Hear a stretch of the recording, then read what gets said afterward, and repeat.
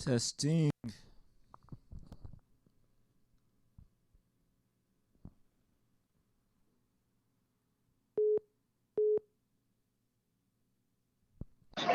Hello. Hello. Can you hear Hello. us? Yes, I can. This is Jeffrey of Vibe Osmosis. How you guys doing? We're a little stressed because we're on the road in a big rig that's giving us some issues, but other than that, we're great. What's your favorite thing about driving for your shows? Seeing the country. That is a really good point. And are you more of like a mountains kind of person, or do you kind of enjoy get to the city too? It really doesn't matter where we're driving because when we're driving like these like back roads and side roads and stuff like that, we get to see all the tiny towns that are like tourist traps. Uh, Honestly, like all of it is cool to see. It's just an experience. Go ahead and introduce yourself and what you do and your band. So I'm Ocean. I do vocals. Eric. I'm guitar and backups, and we're in Body Farm that's now based out of Pennsylvania and Ohio. Nice, nice. All right. So, how long have you guys been playing together? We established the band in 2019. And this stuff that you put out, the Living Hell, kind of expand on where did that like idea come from, and what brought you all together to make that record? So like I said, we established in 2019, and then when things shut down during quarantine, we started really working on our EP, Living Hell. Uh, he had some ideas that he had saved up from like years ago that he wanted to revisit because he never had like a group of musicians that were down to play super heavy and super fast like we are now. And then like Steven, who plays drums, and Alex, who plays bass, also contributed in writing the music. And then I wrote most of the lyrics. There are two songs that were written by Eric, but the concept of living hell, like as like a thing, I guess it would just explain like the feeling of the world during shutdown, but also past that, because I feel like we're kind of just all making the best of our situation no matter what. Yeah, that's a really good point, and I really enjoyed your set at the Blind Rage. It was one of those ones where it like I enjoyed the environment, enjoyed the music, and also like was kind of picking out some of the stuff in the lyrics were like that's really cool. Like I never thought about that, and like what they were doing, for the progressions on the guitar and incorporations, and especially the fast pace of the drums is one of those things where I don't know. It's kind of just overall enjoying seeing what you all as artists bring for the sound live, and also have this record too that is like I feel like a really good example of what kind of stuff you were working on then, and also like what you guys are up to now too. Yeah, heck Thanks. yeah, yeah. The biggest thing is we all have wildly different inspirations as far as music goes. Like our bassist, he's more into like Meshuggah and like prog metal and rock and stuff like that. Whereas myself, I'm into more power violence and kind of old school punk. And Steven is more into like grind and noisier music. And Ocean is more into just kind of everything as far as pop and hip hop and also just classic punk like X-Ray Specs and things like that. So we were able to bring kind of all of our stuff together at once, but also just play really fast. That was kind of when we came together as a band. Basically the idea was let's just play really, really fast, and that was the only defining factor that we had was let's just play fast. Well, and And then like and I've also never, though with that you kind of found like your dream team, it sounds like, because it's not always easy getting people that are on board with playing the fast paced music in general too.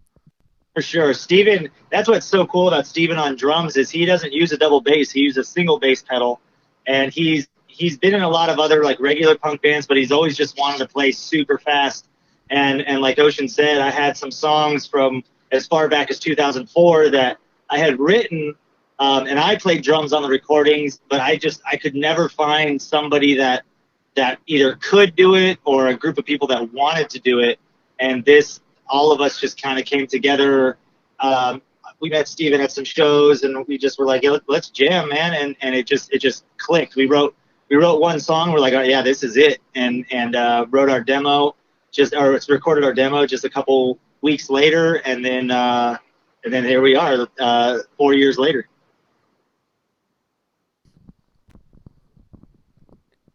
You can go ahead and add on to that, Ocean. I know that I kind of added. It's fine. I was gonna jump in and say too that like while Steven and I've said this in previous interviews, but while Steven and Eric started jamming, at first I didn't know I was going to be involved in this project. Eric, after writing a couple songs with him, was literally like, "Okay, you're doing vocals," and I was just like, "Oh, okay," because I've literally never been in a punk band before. I'd always like gone to punk shows. I'd always like attended, indie, rock, anything that I could find as far as live music was concerned. And I'd previously been like a drummer in like a few bands before that, and even like a backing vocalist in like an indie pop band. But I had never considered like actually being in a punk band. I've just always been an enjoyer of like loud, heavy, fast music. And then also with that too, you kind of found a different avenue and another way of expressing yourself. Also with I guess people you enjoy playing music with as well. Hey, because like Eric and I had been in Trash, the band, before this. It was me on drums, Eric on guitar, doing backing every once in a while. Well, he was the main, and then Kellen, our friend from California, on bass. And so I had a great time playing in that band with him. So when he kind of just threw me in, I was okay with it because, obviously, like, we live together, we're partners, like, we love being creative together. So why not also do this? All right, I want to bring up what's some of your favorite movies for the band. Everybody, chime in some of the favorite flicks. I mean, I personally am into really bad 80s movies like The Wraith and The Guyver. I also love Indiana Jones and Star Wars. I'm a big Star Wars nerd for sure. And just, I grew up in the 80s. Like I was a little kid in the 80s. So for me, I grew up on those movies because they were just on VHS already, and I grew up watching them. Not necessarily as my babysitter, but it was one of those things like, let's watch Ninja Turtles again or whatever. So I grew up on really bad 80s, bad/good 80s movies. So for me, that's kind of, I've got a pretty good VHS collection, and a lot of it's just 80s movies.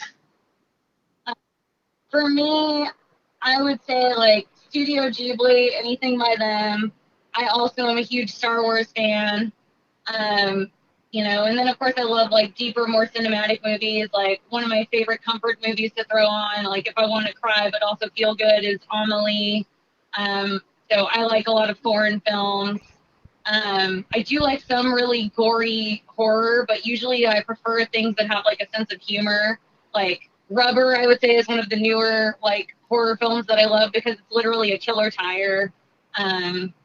And like I love vampire movies, but not the sparkly kind. Those ones I love just laughing at.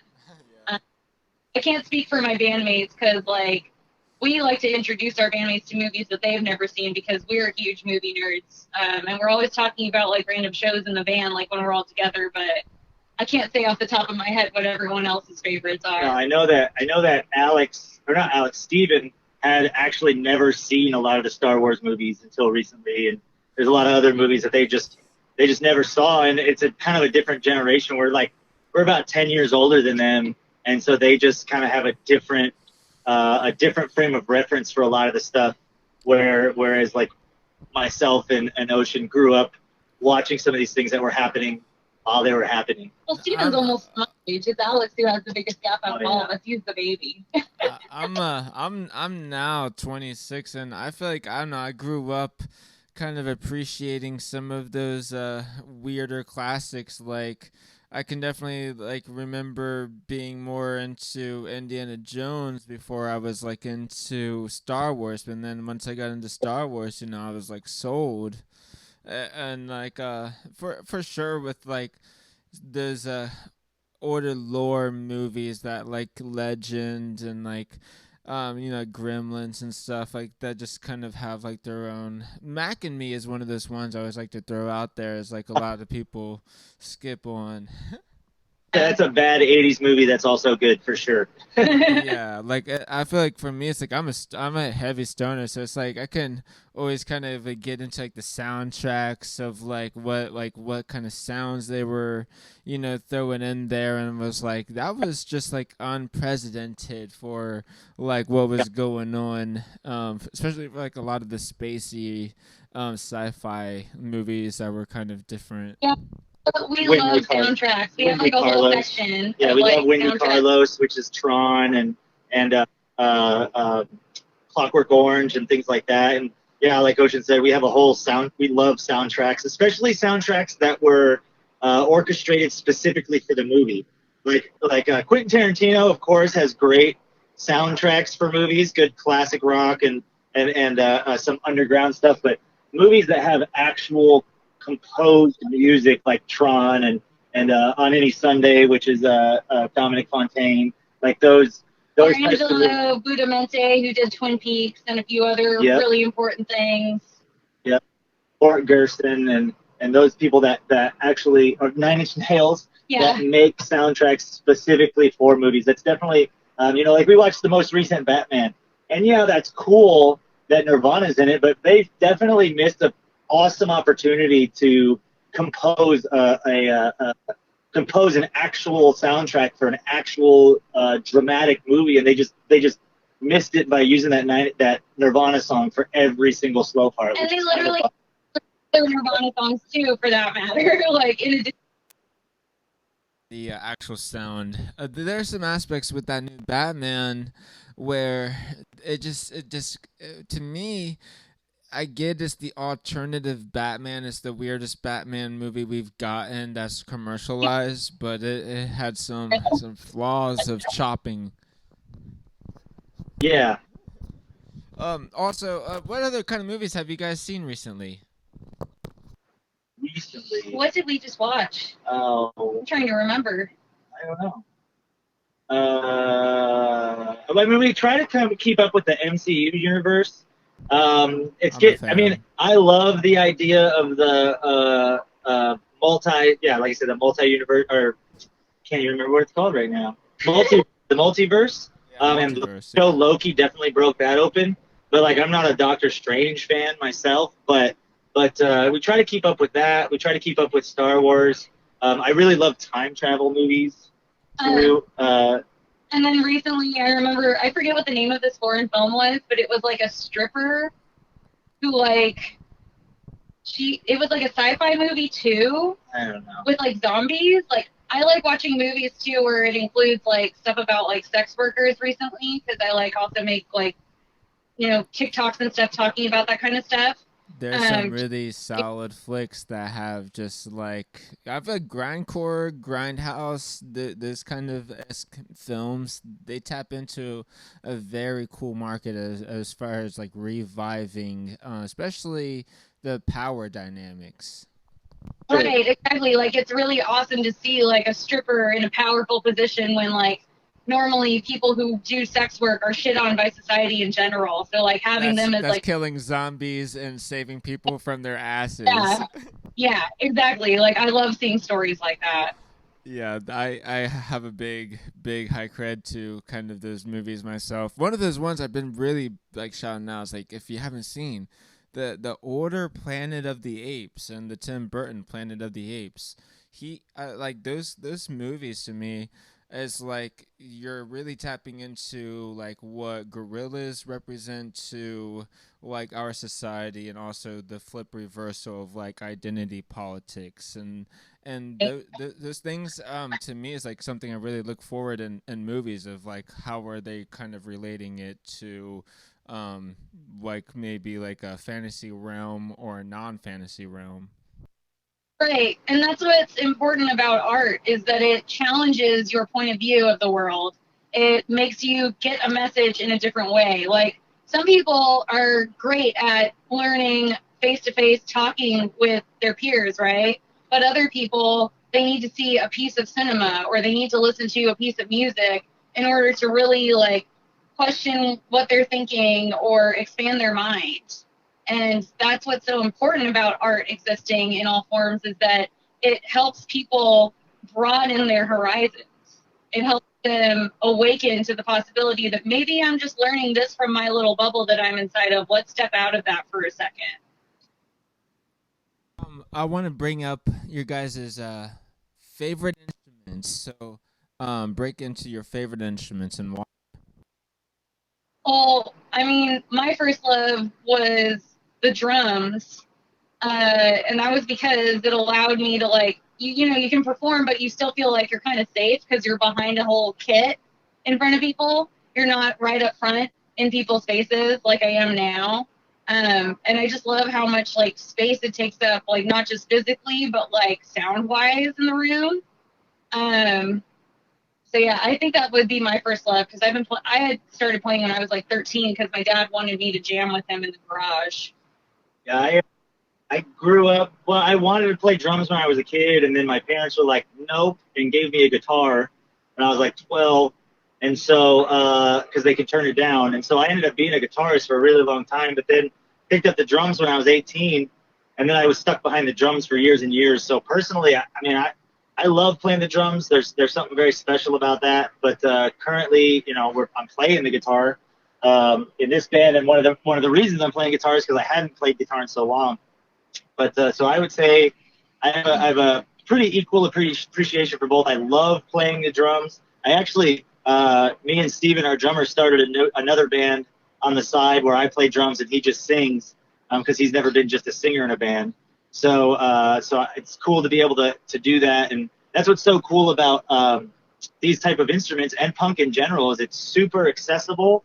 And really, the only thing you need is the want to do it. You don't have to be good. You don't even really have to have the instrument. You could borrow it a lot of times. You just need the want to do it. And so I would say my favorite is probably drums, but I love playing the guitar too. For myself, I kind of relate to that because whenever I was younger, I like attested to I was like wanting to play music, and I like my parents were like, okay, well, we'll get you an electric guitar, we'll give you an electric guitar lessons, and I followed that through. So like my first thing was like learning the dynamics of electric guitar. But then once I switched over to like playing piano and like learning about other instruments, I was like, okay, like I just need to kind of learn like what I like and like what I like to kind of put myself into. Yeah, I want to say like whenever I got to like jam on electric kit, it really does take some time for you to learn. Like you have to kind of whenever people say feel the groove, it's like it's really about yeah, you're putting yourself into a rhythm and making the kind of notes and syllables that you need to make to help the music progress. And I feel like one of the big things for starting is knowing like in jazz, you know, there's no note yeah, and for drums for and I sure, think and I think that really does kind of help of like not being scared to mess up you for know sure. It's kind of like Bob Ross. Like there's no wrong thing that you can do. Just make it into what it is. And it's Happy accident. happy accidents. And for sure, I would say that having a grasp on multiple instruments, guitar, drums, bass, piano, like you said, and the ability to read music definitely makes writing music and understanding music and playing with other people much, much easier because you're able to understand what's happening. Like when I'm playing drums, usually I learn the song on guitar first, so I know what the song is. Because if you're showing me like I don't know what I see what you're trying to do, but I can't tell what it is. But if I learn it on guitar, now I know the song, and now I know what it's supposed to be, and then I can drive the beat from there. that's a really good point. And also I want to bring up, like, you guys mentioned Tron in the soundtrack. So like the older movie, you know, they had a really great score, and then they revive it back with Daft Punk to kind of really tap into like what that aesthetic is. It And was all it was Wendy Carlos did the first one using yes, synthesizers that were filled an entire room, and then when yes, they brought the new Tron back, it was, yeah, like you said, Daft Punk, and they did something similar, where they created a soundtrack. And same thing with like and modernized it. and modernized it. And same thing with that movie Oblivion, which is yes. M83. Yeah, Um, that's a great soundtrack, and a really interesting movie, a really interesting story. I love that movie. Um, Go for it. Keep going. I want to go into some, like for one of me, like myself, like I have like the tape of the 2001 Space Odyssey soundtrack. Like, do you have like one of those like albums like that I really like love to go back and listen to? Do you have like one of those soundtracks or albums where you're like, that one's just like really great for me? Space Odyssey we listen to all the time. Same thing with Clockwork Orange. Same thing with Clockwork Orange. And I actually have several versions of Space Odyssey. There's the London. I have a version of the London Philharmonic playing it, which is different than the actual version that they had on, like you said, on the actual movie. Yeah. That one, there's on any Sunday soundtrack from a movie from the '70s that I love to listen to. And then I actually have a double LP of Quentin Tarantino movie soundtracks, which is awesome. Did you have any ones you want to throw out there? Um, Eric kind of listed a lot of it. I will add that the On Any Sunday soundtrack is really important to us because we also happened to use a couple of those tracks during our wedding. Yeah, and it was recorded by the Wrecking Crew, which if anybody wants to look into the Wrecking Crew, is a group of recording artists that recorded pretty much all pop music in the 50s and 60s. So Sonny and Cher and the Beach Boys and all these different, the Carpenters. That was actually recorded by like these recording artists, the Wrecking Crew, and they did Blue Moon. They did not Blue Moon. What's that movie that you walked up to? Silver Oh, Surfer? yeah, Breakfast at Tiffany's. Breakfast I at love that Tiffany's. They did soundtrack. that soundtrack. They did the Graduate soundtrack. They did all kinds of different soundtracks because they're just recording artists. And Again, he's dropping all the soundtrack names that I would normally name, like Yeah. like Breakfast at Tiffany's, like The Graduate. That's one that I always have in my collection. It doesn't matter the version of it. I do like listening to the Amelie soundtrack, but I do have to stream it because I've never found it on record. That is always one of those things for me. It's like the stuff that I really invest in are like record wise are the ones where it's like very nostalgia, or I'm taking the dive to find out like what this artist is without like looking it up, or even seeing if it is available anywhere else. You kind of have that experience with with making these new DIY shows like happen. Do you kind of like take the bullet and see like what these other artists bring? Well, a lot of times it's friends of ours, or it's somebody hits us up and says they want to do it. But especially when it's new bands that we've never heard before, usually what we'll do is we'll listen to like 30 seconds maybe and go, okay, it's fast and it's heavy, sick. And then we'll wait until we see them to get the full experience, because we don't, like, for instance, when I saw Ludacra the first time, I never even heard of that band, and it blew me away. When I saw Nine Shots Terror for the first time, I never even heard of that band, and it blew me away. And I don't know if it would have been the same if I hadn't heard them before, or if I had heard them before, or if I would have been disappointed, or if I would have been like, oh, that doesn't sound like the other, the other thing. Like when I saw Witchcraft, he sings in a different pentameter than the recording, so it was hard to sing along to, because he's singing it a little bit differently, and that kind of, there were people that commented afterwards like, wow, that's different than the record. And you know what, if in a lot of the cases, like the experience is the live experience, is seeing that band live and hearing them happen. Like there was a band recently that was like that live, it was just Well, yeah, you said that about Show Me the Body. I loved it the minute that I heard it, but it took until you saw them to be convinced that they were a great band. Yeah, I was Yes, I know what like you Turnstile mean. was the same way. Just Turnstile, like Show they Me the say in their Body. song, you got to see it live. Yeah, so I had listened to those bands and I didn't get it. I couldn't get into it. I didn't give it enough time because the initial hit I didn't get. And then when I finally saw Turnstile, when I finally saw Show Me the Body, I was like, oh shit, okay, this is for real. This is something it's an experience. And you can say the same thing about DIY bands. Like, For sure. It's there's the truth. Yeah.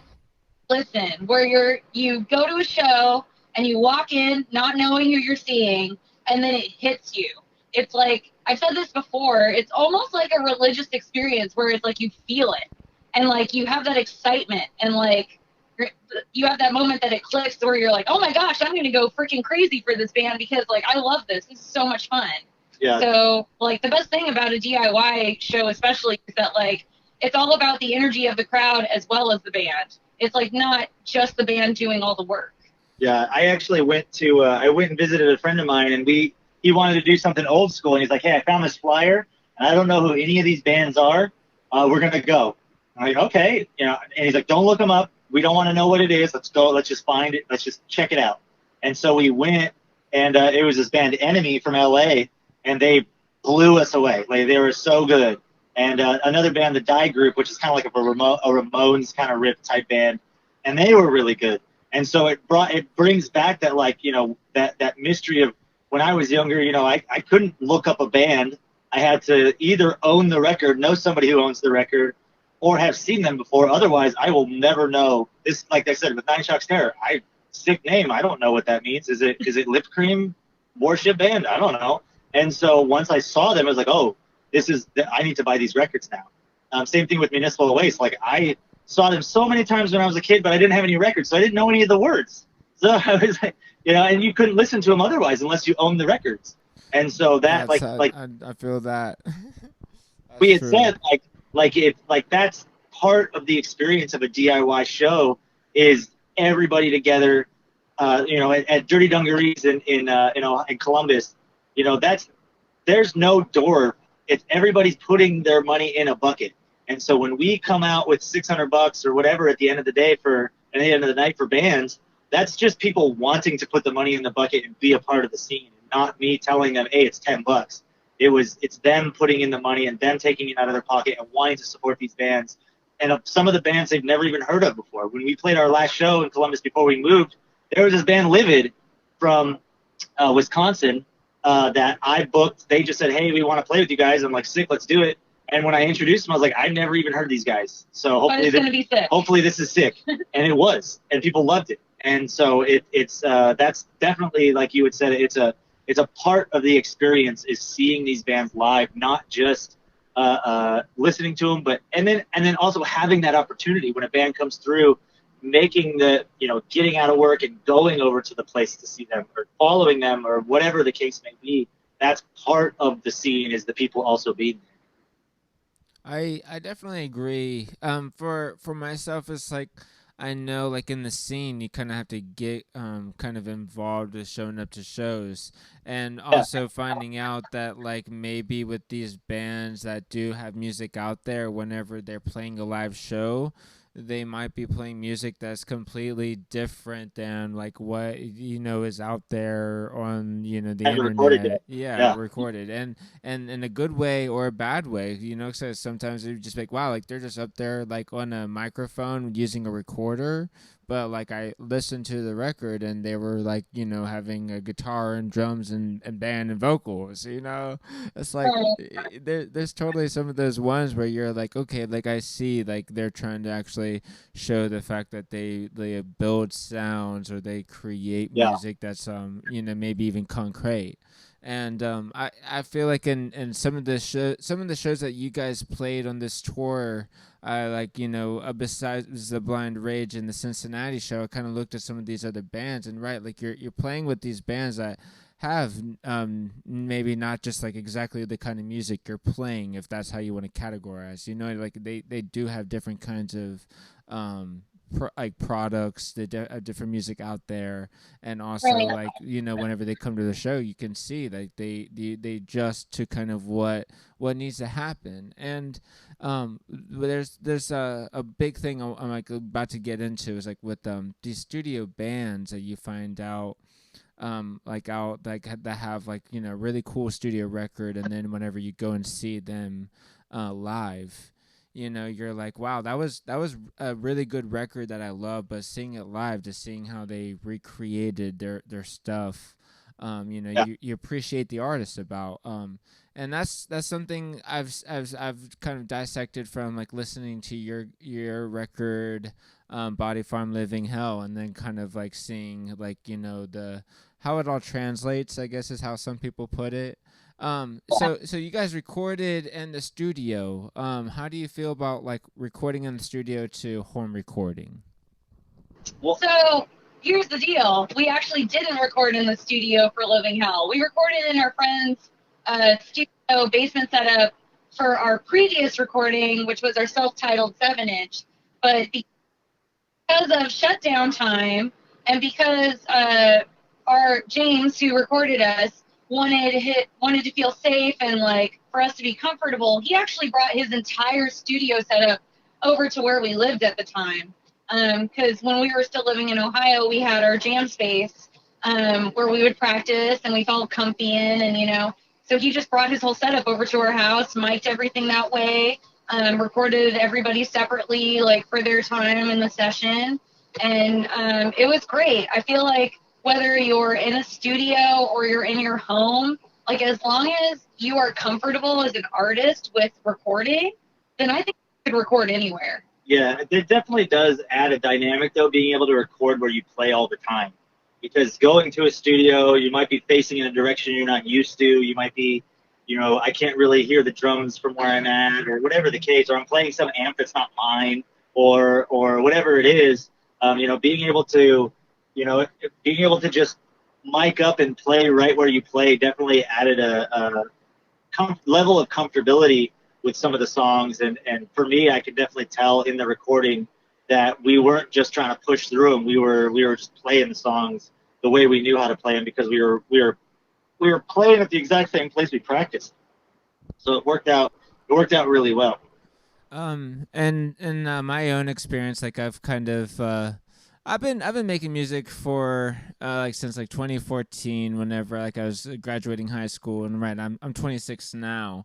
Like, and I've seen my friends kind of come through bands and different kind of work, and I've seen like whenever they've gone on tour, whenever they were off tour, and they were just traveling as like like nomads. I'd see like they would book little studio time at here and there just to kind of hunk out maybe one track, or just like get in there and jam and have a few tracks and that kind of stuff. And I've always was always like curious about that. Like, why are you wasting your time and your money like doing that whenever like you're just getting out like these tracks that you maybe not be putting out, or you are maybe going to like send all the 300 tracks you build up to somebody and say this is the 8 or 12 tracks that should come out on the record. Like, how do you kind of feel about the artists that are like kind of doing that whole pop kind of like culture way of like doing a record per se? To each their own. I personally understand why lots of pop artists are doing the thing where they put out one song at a time in order to hype up their main release. And it's literally because we've gone from being the type of culture where you bought the record when it came out. You might have had one single before that. But now it's about streaming. And now it's about getting the most listens that you can get out of every single song that you release. So I can understand why pop artists do that. Because when you look at the numbers, you're like, oh, well, that's why. Because, like, now you got to worry about people listening to, like, the 30 seconds that they might put up on TikTok. And you want to get those numbers in. And, like, it went from a culture of, like, this is how many units you sell, and that's a really big deal, to being like, this is how many streams you have, and this is how many followers you have. I can kind of get that the dynamic too. of everything has changed, just with social media and Spotify, and like we talked about, where before, if you didn't own the record, you can't even listen to it unless it's a big popular song that's played on the radio everywhere. Yeah, and so now you have to, like Ocean said, you have to drive those numbers. And there are specific people and organizations that do that for you. And so when you see these pop artists or you see these different people pumping out one song, two songs at a time, actually my friend's band Night Demon, that's what they do with their last record. They put out one song, I think a week, something like that, like one song a week, and then got the hype for each song, and then put out the whole album, and then you could get the album. And so it's just the dynamic of things changed. Like it's like when radio started only playing certain music, it just changed the dynamic, and now it's all Led Zeppelin, or now it's all Beatles, and you don't hear these other bands that were around at the same time because they're just not on the radio. Yeah, and the earlier 2000s really did open up the door to the possibilities of I feel like even if you were maybe less known or popular, you still had maybe the chance to kind of open up that avenue. Yeah, exactly. Like people that become viral because of, like, Billie Eilish or whatever, where she recorded literally in her bathroom or bedroom and not in a studio. And I was watching this documentary about a studio house, a famous studio house, and they were asking, what do you think about Billie Eilish recording in her room? And he's like, if it sounds sick, who cares? It doesn't matter. You don't have to come here. If you're able to make it what it is, and so you have all these dynamics of Oliver Tree and all these different people that they get in by being viral, or they get in by, they have these different avenues as opposed to what it used to be, where like you had to have a label. It was very formal once before. And actually, we were watching this documentary about punk in the 70s in New York, and a lot of the bands couldn't get a record because to press a record at the time, a record label had to press it, and so they couldn't get a record. Like Television, they waited too long to record, and so they just didn't have a hit record. They just didn't have one because they didn't have this backing. But then, so they found a way to get records pressed without having a record label behind them, and were able to do the Ramones record and all these different records. Same thing like Suicide was screwed because they just didn't have the support to put out a record. And so now you can circumvent the entire system on your own. And like I said, somebody like Billie Eilish, which that's pop music or whatever, or Oliver Tree, Doja Cat, these people have circumvented the system, but in hindsight created a whole nother system that now we're all trying to follow. Right. And doing these things. And even when we put out our record, we released two songs before we actually put out our record, Ohio Solidarity and Death on Two Wheels. We put out those two songs as singles online long before the actual record came out, just so we had something. And that also goes back to how long it was taking for records to press. Like it was 10 months for our records to press. Because one of the ones I'd like to bring up is I watched the Other Music documentary, and they do kind of talk about these other bands coming to New York, having that aspiration of getting their music pressed and out there, but also realize that they had to work with the man or Uncle Sam. And one of the ones that of course they like to mention is the Strokes, and I can see, because in the Strokes' first record they had to put out so many singles, but even at the same time, once they made Last Night, I guess, was the one that they made available to anybody that could download it and buy it. That was kind of what helped, I guess, start the fume to having you know what I mean, the record drop, and it also kind of only having a few songs out there, but at the same time they've been a band and playing. This is one of the few examples. I feel like Television is one of those ones that you guys mentioned. I really do like how they have this era of recording tapes with really good bands, and and sending this music along just because that music is good, and that gets into the hands of the people that got to listen and enjoy that because they were involved with that time period. Yep, absolutely. And like so ultimately, the dynamic of music is different now, and we're just kind of trying to ride the wave, and a lot of what we're doing is just playing a lot, and that's and using Ocean uses TikTok with the stuff that she's doing. I have a TikTok, we have Twitter, we have, we're using the avenues that are available to us to get the message out, and whether it works or it doesn't work, it's those are the avenues that are available, and instead of having to go through a major label, we're able to do our own label. And Blind Rage is another independent label that helped us. Dead Tank is another independent label that helped us. Financial Ruin, To Live a Lie, what's the other one? Baby Chico, a couple different labels that have been able to help us, and that's what's so cool about the dynamic now is you put your shit online and people could listen to it and it could blow up, and that's it, based on just people literally liking it and not being gate kept by a label that's like, well, maybe it's not your time, not yet. Instead, it goes directly to the people, and if the people like it, you're good to go.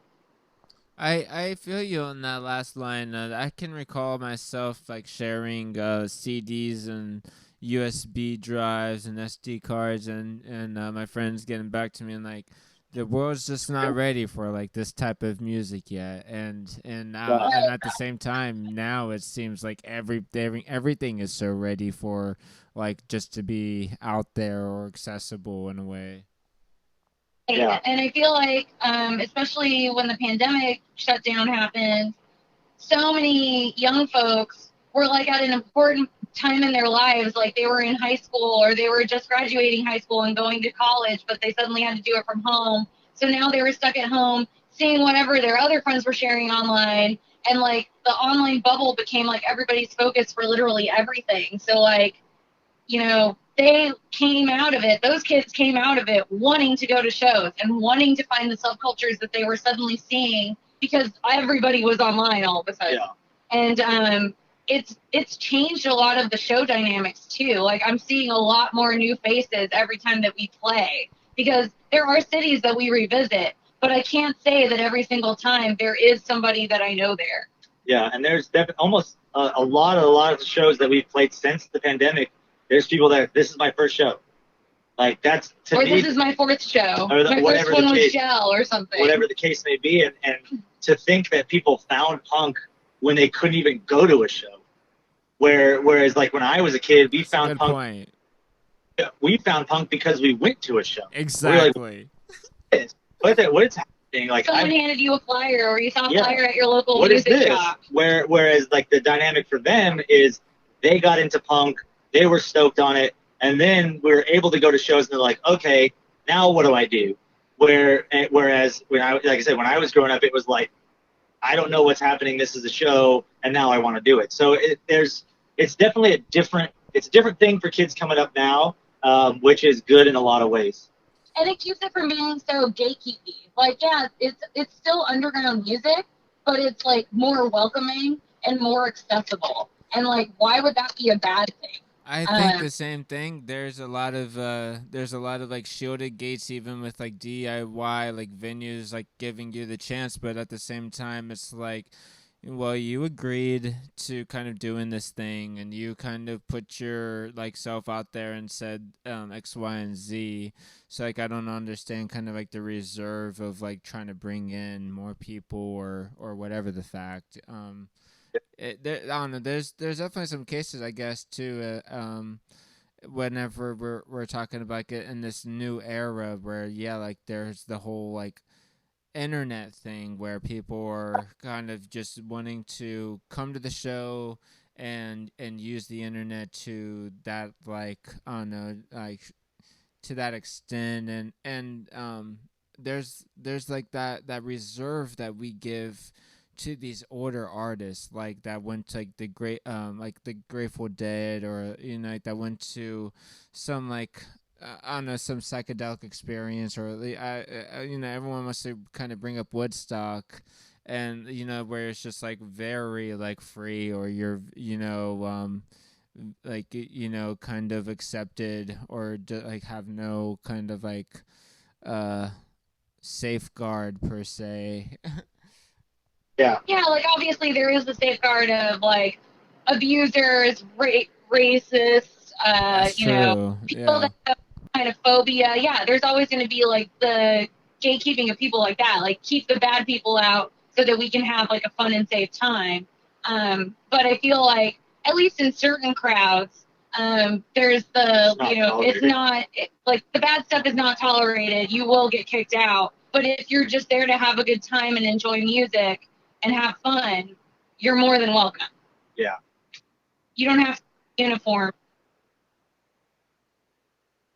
At this like era of time, like we're kind of maybe thinking like everybody's on the same page of like why are you trying to start a drama maybe too. I thought we were Yeah. past Yeah. this, and that I guess as cops are, there's bad apples in every seed. True, because like I mean, I hate to bring up hardcore Twitter, but hardcore Twitter has been on one lately, and I'm really not down with the toxic masculinity that I'm seeing, and I'm really not down with people saying like, "This is what I believe, and you should believe this too." Period. Because that's not how the world works. And the same Like, thing too is like the whole thing on belief too. It's like we all have a right to our own belief and doesn't have the right to judge each other for that belief, but they want to kind of stick to their guns and like scrutinize and discriminate still, even though we're past this like age of discrimination. I feel I still don't think that we're completely past it. I think that a lot of us want to believe that we are, but it's like the same anytime thing with COVID. yeah, any time that I've tried to bring up like that, hardcore is still very white and very male dominated, people look at me and they're like, "What do you mean?" Because there are pockets of the scene that are very queer, that are very like open. But then there are still places that I go where I don't feel comfortable. I can get crowd killed by some dude who won't even apologize or pick me up, Or Like, yeah, would actually try to choke you out or body slam you, and like it be like on purpose or out of rage or whatever's going on in your mind. Like Stage I dive don't on. know. Getting stage dive on when we went and saw Warthog, that's one thing. yeah, But getting fists thrown when you're not even in the pit, that's a whole other thing. And I mean, Yes. to each their own, but like that's not what I was doing. yeah, You police, do your thing, but not me. like there's literally a video of me getting crowd killed during Buggin', and I was so excited for that show. But the moment that happened, I wasn't in the pit. I was an observer. I was standing. It was at the laundromat. I was standing on a bench that was once there, and I was trying to get a video for like our videos that we make. And like I was hit so hard that like my whole arm was bruised up, and I wanted to leave. I was like, I don't feel welcome in this space because this guy wants to do this and he doesn't give a fuck that I'm right here and I don't want to be any part of it. That's true too, and I'm on such a big board with that because I've seen that as so many like respectable bands come out of their way to make this gig happen, but then you like want to kind of have this like discretion for what reason, and out of like in what way was that cool for everybody? I don't know. I'm on the same page with you on this stuff because we have some really good shows and opportunities, and it's this movement of kind of creating a better space for people at the same time. Right. And I want to break into your guys's like recording process, like whenever you're making music, is it like the drums is first, the lyrics is first, or have this idea like how do you build the tracks? How does it happen?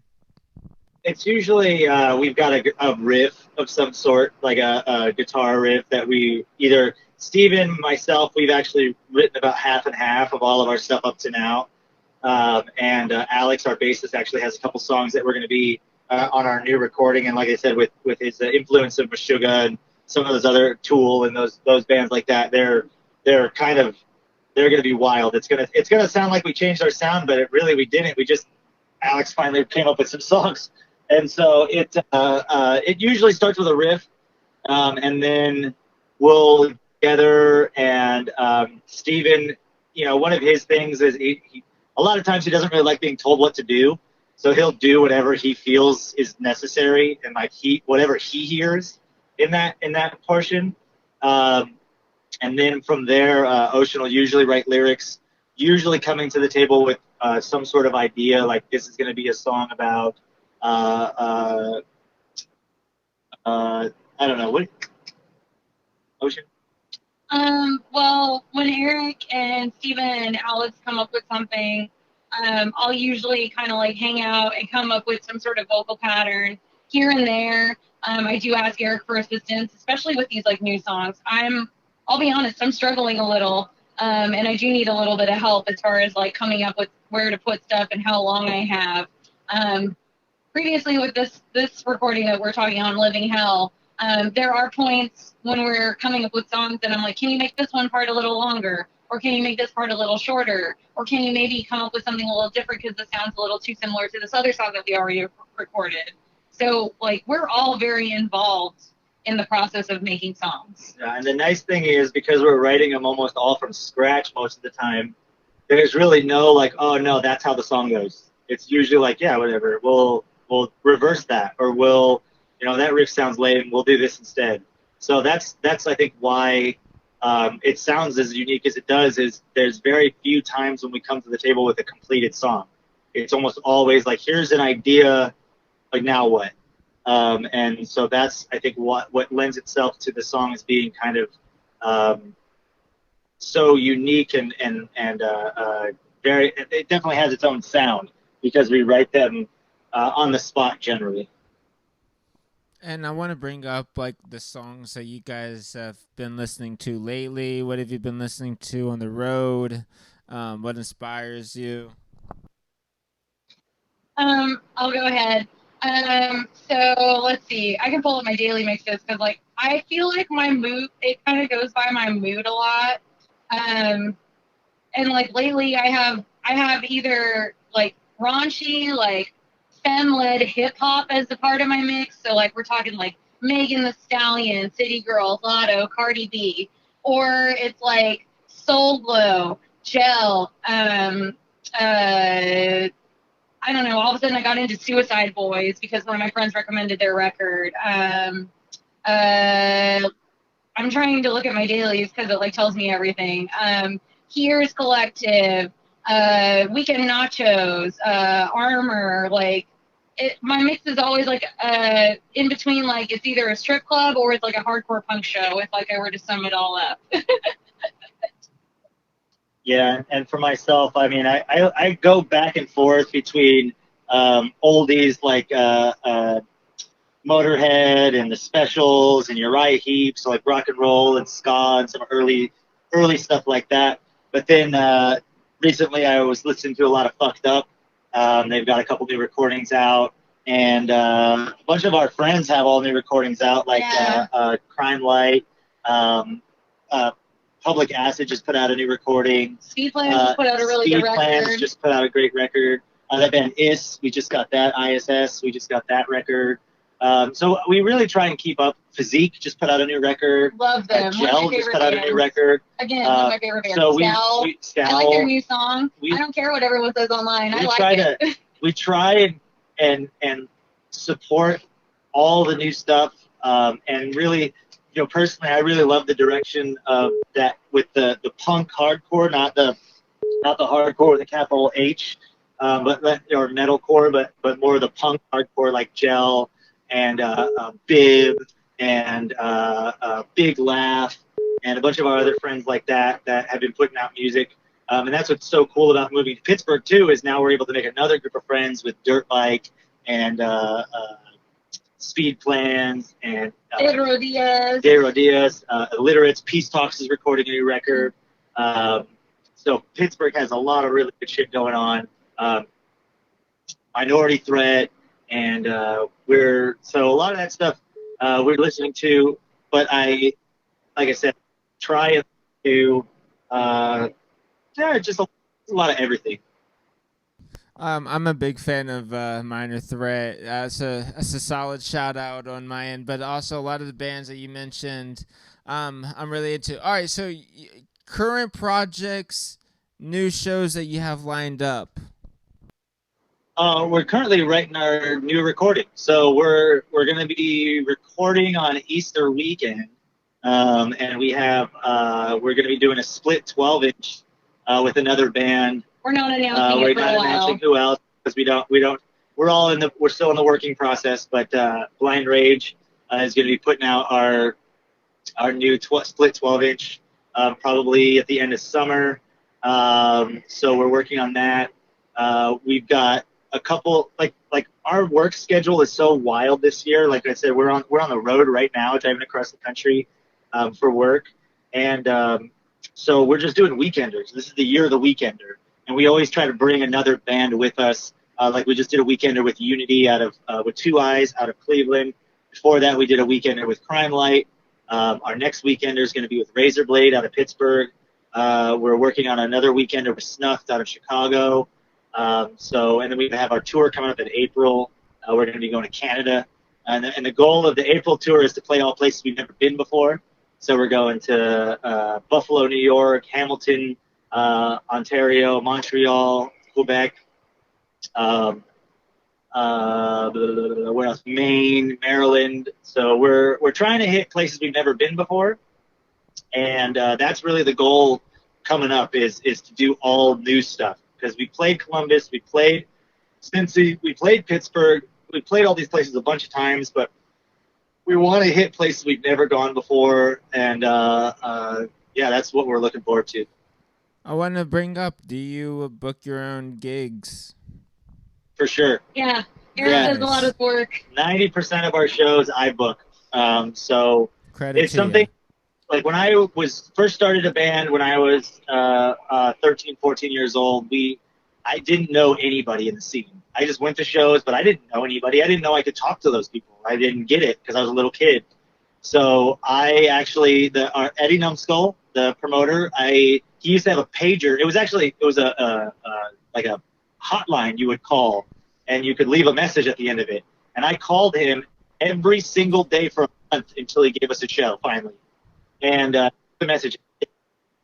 From there, I just kind of figured, I'm just going to book my own shows because nobody else is going to do it. And so I've always been in the mode of booking our own shows. And we do get to play. Sometimes it works out, but for the most part, our schedule is so wild that it just it's not. People are like, hey, can you play May 26th? No. Play March 15th? Nope. Hey, can you play April 5th? Nope. Hey, can you play? Oh, we have a show coming. Hey, can you play July 7th? Yeah, actually we can. And so it's just a matter of our schedule. So I personally have been the mode of booking our own shows. So I booked all our whole own tour. I booked all of our weekenders so far. This last weekender we just did, I booked all of those shows. This one coming up in the beginning of April, I booked all of those shows. I like to book our own, and I do as much as I can for that because it's one of those things that I learned when I was younger. If you want something to happen and it's not happening, do it. If you think that there needs to be more generator shows, do it. If you think there needs to be a show at this library, well, go to the library and ask them about doing shows. If you think there needs to be more all ages shows, then do it. If you want something to happen and it's not happening, do it. And that's a quote that I live by is actually this band from the 70s, the Pink Fairies. Don't think about it, just do it. Don't talk about it, just do it. And so that's something that I take pride in is making shit happen.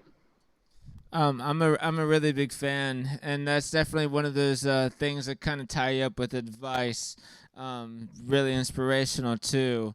I appreciate everybody taking the time out to do this little interview for the podcast. Any songs at the top of your head that you'd like to recommend before we go? Oh yeah, what, Piss Jeans? Yeah, Piss Jeans, I'm a Man is one of my favorite, it's kind of goofy, but I've been obsessed with that song recently, and I love playing it, while I'm streaming, because that's what I do in addition to this other job that I have, as, a weird power dynamic with people, And then I also love Retail Hell by Scowl. That's one of my favorite, like, go back to songs of theirs recently. Just because I'm all too familiar with the monotony and the struggle of working customer service related jobs. And then, of course, like Mental Static by Gel. And Here's Collective, We're Still Here is one that I've been jamming super hard, especially when I have like all those bad feelings related to like what's going on politically in our country surrounding being queer or being trans. I like Hate Flag by Wound Man and Intro Grunt by Rival Mob and Gangster by The Specials. Thank you, everybody, and thank you for taking the time. Thank you for joining Vibe Osmosis. Any shout outs you want to give? Well, we always want to give a shout out to our Columbus family and Ohio family, Butcher's Dog, Crime Light, In Love, Forest Fucker, Wasp Factory, Anteater, Dana, Hollow, our Pittsburgh family with, like I said, Dirt Bike, Peace Talks, De Rodillas, Soul Glow. Well, they're not out of Pittsburgh, but Minority Threat out of Cleveland. Sperm and Unity, the bands that we just played with, Church and State, all of our homies, everybody from all over Ohio, Pennsylvania, California, all over the Midwest, just Gratification Records and everything they're doing in Ohio. Dirty Dungarees, the laundromat, that's one of our favorite places to play. Who owns the place, has done an awesome job in fostering the DIY scene. Chris at Cafe Bourbon Street has done an awesome job fostering the DIY scene. Works with Skullfest out of Pittsburgh. He's done an awesome job keeping it punk as fuck. And just anybody that's putting on shows by Generator, a Power Plug that they found somewhere, at a library, at a laser tag place, at a laundromat, at a bar, at a big venue, at a small venue, anybody making this shit happen.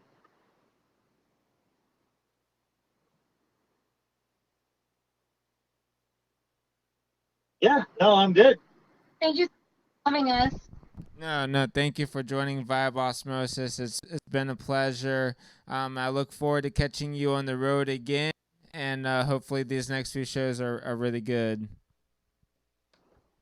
We're certainly looking forward to it, and we hope to see some new faces out there when we get a chance.